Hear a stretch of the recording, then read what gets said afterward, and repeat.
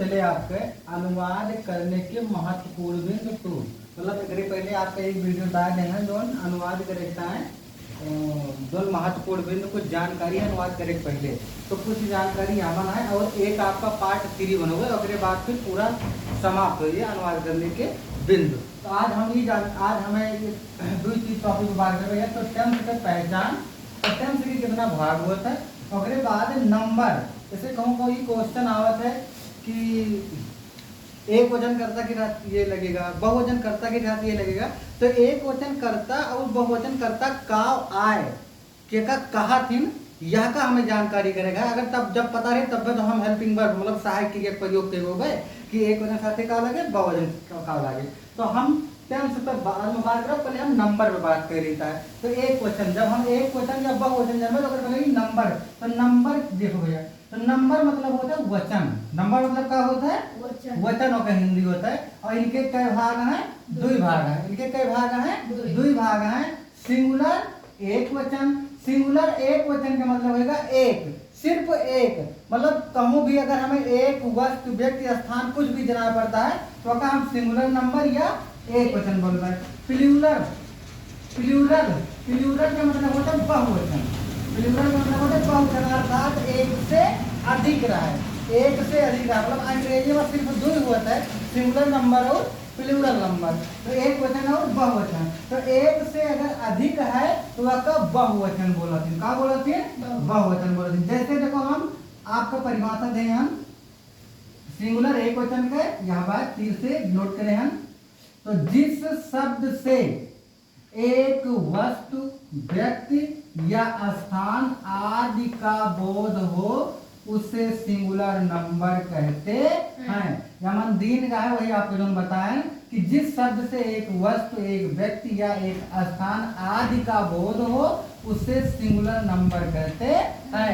कहे मतलब ही है जहां पे हमें ये लगे कि सिंगल है, एक है, वो एक वचन रहे।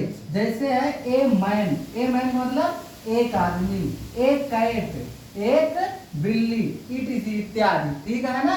तो एक वचन समझ में आ गया। एक वचन का मतलब है अपनी भाषा में, सरल भाषा में, कि जहां पे हमें एक चीज दिखाई दिए, एक वस्तु कुछ भी अगर एक दिखाई देता है क्या बोलते हैं? सिंगुलर नंबर एक वचन।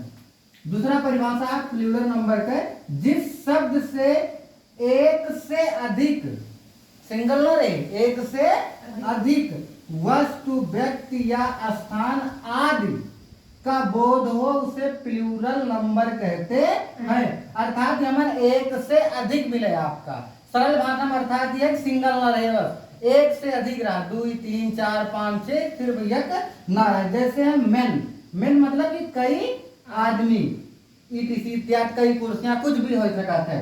तो आप ये सुने होगा जैसे आई बी यू दे के साथ हेल्पिंग वर्ब इसका प्रयोग होता है, ही सी इट नेम के साथ हेल्पिंग वर्ब इसका प्रयोग होता है।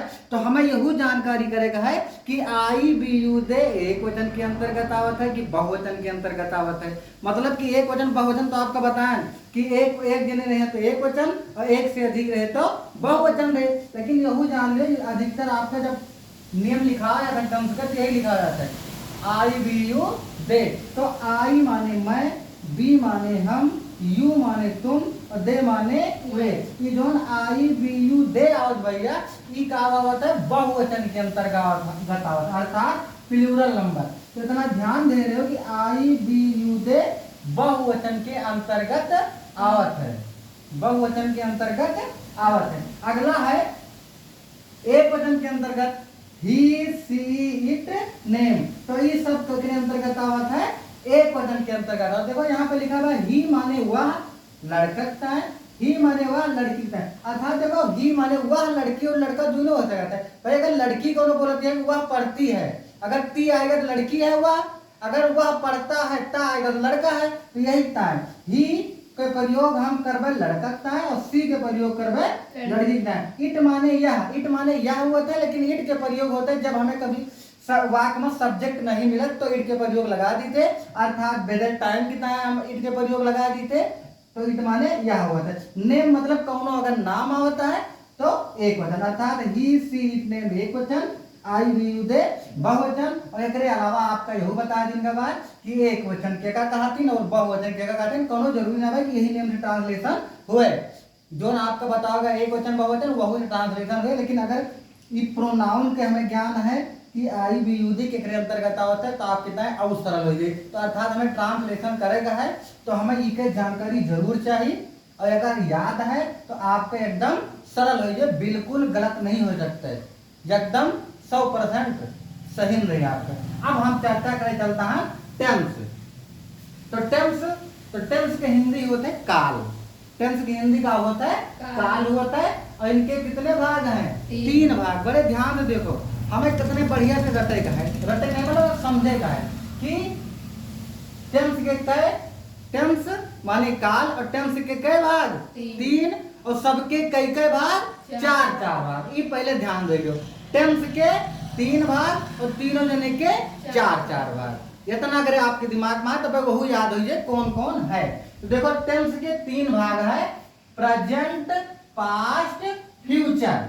टेंस के 3 भाग, प्रेजेंट, पास्ट, फ्यूचर। कौन कौन? Present, past, future. देखो प्रेजेंट वगैरह नीचे लिखा है वर्तमान काल। वर्तमान काल मतलब होता है जौन काल ऐसे स्थिति में चलता है, वो का होता है वर्तमान काल। पास्ट मतलब होगा भूतकाल जौन बीत चुका है, अर्थात हम बराती गा रहे ना कि अब जावे, तो ये का है भूतकाल। आगे फ्यूचर, हम बारात जावे, हम स्वती तक जावे, अर्थात भविष्य काल। तो जौन आवे वाला काल हुए भविष्य काल, और जौन बीत चुका है वह का भूतकाल, और जौन चलता है वह का वर्तमान काल। इतना बड़े ध्यान समझो। और हम यहो नीचे देखो लिखा है पहचान।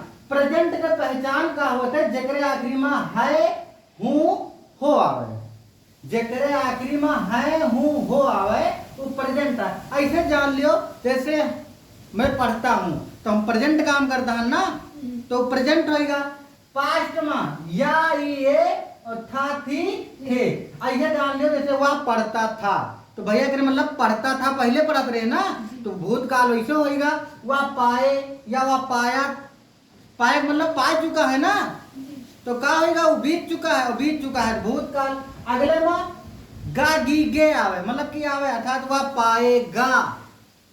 पाएगा मतलब क्या होगा वो पई है, मतलब भाई पाना है, पावे वाला है, मतलब भविष्य की बात होती है, तो भविष्य की बात होती है भविष्य काल। तो एक अंतर कर लो गा गी गे। तो एक पहचान भी आपका याद हो जाओ, जैसे प्रेजेंट के है हूं हो, पास्ट के था थी थे या ही ए, और फ्यूचर के गा गी गे। अब हम कह रहे हैं इन सब के भी 4 भाग हैं, तो यही चारों भाग है, तो यही चारों भाग इनका आए, यही चारों भाग इनका आए, यही चारों भाग इनका है। अर्थात प्रेजेंट के 4 भाग है, यही इंडेफिनिट, कंटीन्यूअस, परफेक्ट और परफेक्ट कंटीन्यूअस। अगर यही हमें फ्यूचर पास्ट के बना तो यही के आगे हम पास्ट जोड़ देते, past indefinite, past continuous, past perfect और पास्ट परफेक्ट कंटीन्यूअस टेंस। अगर यही में फ्यूचर में बना तो यही फ्यूचर जोड़ दियो, future indefinite, future continuous, future perfect और फ्यूचर परफेक्ट कंटीन्यूअस टेंस। यही इनके चारों भाग है। अगर हमें प्रेजेंट के बनाना तो आगे प्रेजेंट जोड़ दियो, अगर पास्ट के बनाना तो आगे पास्ट, अगर फ्यूचर का बनाता है तो फ्यूचर। अच्छा कुछ देर के बाद खाली हम इनका पहचान देखी था, इनके नहीं देखी था, मतलब इनका ज्वाइंट करके नहीं देखी था। अब हम बताओगे ज्वाइंट करके कैसे हुई। देखो इंडेफिनिट का मतलब होता है जेकरे आखिरी में ताती ते आए।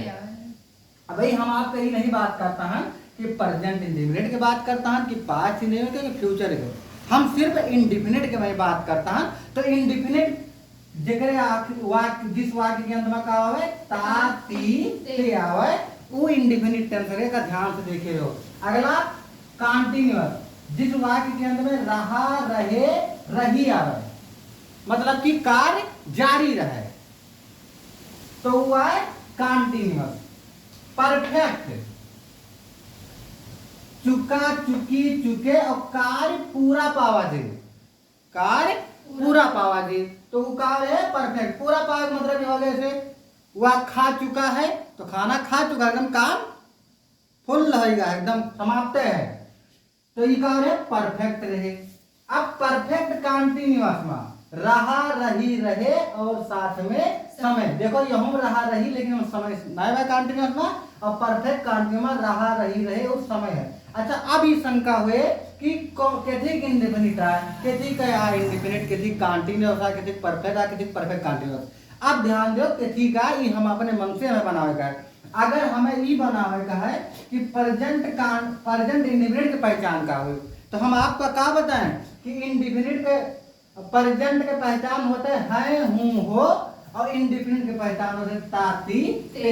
और अगर हमें ये पहचान करेगा है कि प्रेजेंट इंडेफिनिट का पहचान हो, तो ये दोनों साथ ही ना ही है भाई। अगर अलग कहता है तो हूं है हूं हो होता है, और अगर अलग कहता हूं ताती ते होता है। अगर ये दोनों जने साथे आई है तो हमें तुरंत क्लियर हो जाए चाहिए कि प्रेजेंट इंडेफिनिट है। अगर केहू के लास्ट में है आता है तो हमें एकदम तुरंत पहले प्रेजेंट के पास जाएगा है।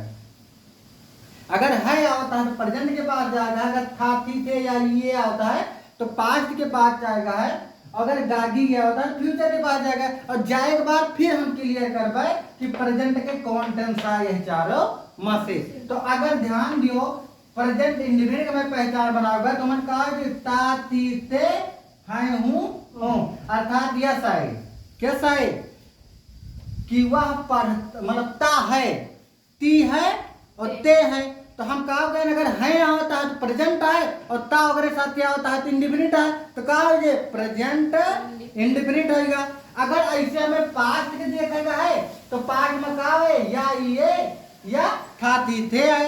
अगर मान लियो आवाज ता था ती थी ते थे क्यों करता, तो अगर हम था आएगा तो हम तुरंत पहले चलबे के पास्ट के पास, और ता होता है इंडेफिनिट के बाद, तो पास्ट इंडेफिनिट। अगर फ्यूचर जाएगा तो ये ताती ने खाली गा गया है, जैसे वह खाएगा गा होता है ना, वो अब देखो खाता गा है तो गलत हुई है, सब्जेक्ट है और सेंटेंस में गलत हुई है, तो कहा ये खाएगा, तो ये कहा हुई है फ्यूचर इंडेफिनिट। अगर ये हमें कंटीन्यूअस में जाएगा तो हम कहा गए ना फिर है जुड़िए, अगर तो प्रेजेंट कंटीन्यूअस, अगर ये था जुड़िए तो पास्ट कंटीन्यूअस, अगर ये गा जुड़िए तो फ्यूचर कंटीन्यूअस। जैसे अगर यहाँ है जुड़ जा रहा है रही है रहे हैं, तो अगर है आवा तो प्रेजेंट, और रहा आएगा तो कंटीन्यूअस, तो क्या बनेगा प्रेजेंट कंटीन्यूअस। अगर यहाँ था आएगा तो पास्ट, और रहा है तो नहीं, अगर रहा हाँ कंटीन्यूअस तो क्या आएगा पास्ट कंटीन्यूअस। अगर यहाँ गा आएगा मतलब रहा होगा, रही होंगे या रहेगी जा रहेगी, तो ये तो गलत हो गए, जा रहा हूँगा आएगा। तो अगर ये आएगा तो फ्यूचर कंटीन्यूअस में गा आएगा और रहा आएगा। अगर परफेक्ट है और यहाँ आएगा है मतलब कि चुका है तो प्रेजेंट परफेक्ट, अगर चुका था तो पास्ट परफेक्ट, अगर चुका होगा तो फ्यूचर परफेक्ट। अगर ऐसे यही हुए अगर प्रेजेंट परफेक्ट कंटीन्यूअस बनाए तो कहा रे रहा है के साथ समय दिन करे, ऐसे मतलब ये बाबा कि वह 3 बजे से जा रहा है, वह 3 बजे से जा रहा है, तो 3 बजे से समय होगा और रहा कंटीन्यूअस होगा और समय होगा परफेक्ट कंटीन्यूअस के। अगर परफेक्ट कंटीन्यूअस है तो साथ में समय रहे, बाकी प्रेजेंट है जुड़ी गवा और हमें क्लियर होगा क्या है। अगर यहीं पर था जुड़ी जाता है तो पास्ट हो जाता है, यहीं पर अगर गा जुड़ी जाता है मतलब होगा हो जाता है तो क्या हो जाता है फ्यूचर हो जाता है। तो एकदम हमें क्लियर होगा ना होगा। ध्यान दियो कि हम गाँव बता रहे हैं टेंस के 3 भाग प्रेजेंट पास्ट और फ्यूचर, और इनके 4 भाग, प्रेजेंट के 4 भाग यही है, पास्ट के 4 भाग यही है और फ्यूचर के 4 भाग यही है। समझ में आता है ना। तो अगर हमें प्रेजेंट के 4 भाग लिखेगा क्या करबे present indefinite, present continuous, present perfect, present perfect continuous. हम यह कहते हैं बता रहे हैं अगर हिंदी आएगा कि ता है तो ता है तो ता है मतलब प्रेजेंट इंडेफिनिट। अगर रहा है तो प्रेजेंट कंटीन्यूअस, अगर चुका है तो प्रेजेंट परफेक्ट, अगर समय के साथ रहा है आएगा तो प्रेजेंट परफेक्ट। अगर यही ना होता है ता था या पाया था तो पास्ट इंडेफिनिट, अगर यहाँ होता है रहा था, तो पास्ट कंटिन्यूअस अगर यहाँ होता है चुका था, परफेक्ट अगर यही था रहा था के साथ ही समय आएगा तो परफेक्ट, कंटिन्यूअस, अगर यही हुए होगा तो फ्यूचर इंडेफिनिट, अगर ये अगर रहा होगा फ्यूचर कंटिन्यूअस, अगर आएगा यहाँ चुका होगा फ्यूचर परफेक्ट, अगर यही ना आएगा रहा होगा साथे समय तो फ्यूचर परफेक्ट कंटिन्यूअस। मतलब कि हमें बिल्कुल दिक्कत नहीं होगी अगर ये हमें क्लियर होगा पहले कि टेंस के 3 भाग, तीनों के 4 भाग और एक पहचान, तो हमें टेंस करने में बिल्कुल दिक्कत ना हुई। अगर नियम बताया जाता है वो याद होइए और सबके सबसे कनेक्ट है दिया ये चारों इनहु भाग हुआ, ये चारों इनहु भाग हुआ, ये चारों इनहु भाग हुआ, समझ में आता है ना। बस अगले बार लास्ट वीडियो पर आपके अनुवाद करने के महत्वपूर्ण बिंद पार्ट 3 जब पढ़े उसके बाद आपके अनुवाद करने की जो बेसिक नॉलेज है वो आपके खत्म हुई है, उसके बाद आपके ट्रांसलेशन बतावा दे कैसे करा जाता है। तो ये हमें इतना याद दे लेगा, अगर ये इतना हमें समझ में आवा है तो हमें 100% कहता है कि आपके ट्रांसलेशन बिल्कुल गलत ना होएगा। हम बार बार समझाता अगर ना समझ में आवे प्रेजेंट या इंडेफिनिट, अगर हमें प्रेजेंट इंडेफिनिट, अगर प्रेजेंट देखो कहूं भी अगर है आएगा तो प्रेजेंट है, अगर ओकरे पीछे ता मतलब ता आएगा ता के साथे है आएगा तो प्रेजेंट इंडेफिनिट, अगर ता के साथे था आएगा तो था तुरंत हम पास्ट तक लेके पहुंचा, कौनो था आएगा तो पास्ट तक लेके पहुंचा। अब पास्ट के बाद कथी पास्ट में कौन सेंटेंस है, पास्ट में कौन टेंस है, अगर पास्ट में कौन टेंस है पहले यमन देखा, अगर रहा है तो कंटिन्यूअस टेंस है, अगर चुका आएगा तो पास्ट का परफेक्ट है, अगर रहा है कहते समय आएगा तो पास्ट का परफेक्ट कंटिन्यूअस, अगर फ्यूचर में है इसे तो अगर रहा होगा आएगा और गा आएगा पहली बात तो फ्यूचर और रहा है तो कंटिन्यूअस, फ्यूचर कंटिन्यूअस। यही तरीके से हमें का याद करेगा है तो आपका पहचान पूरा यहाँ लिख देगा। बिल्कुल समझ में आएगा नहीं आएगा, आएगा तो अब ये याद करेगा। अगली वीडियो में आपका हम तीसरा पार्ट बताओगे, अगले बाद आपका सेंटेंस बताओगे। तो आपका अगर इतना याद है समझ में आएगा तो 100% आपका ट्रांसलेशन गलत ना हुए। बस आज की वीडियो समाप्त।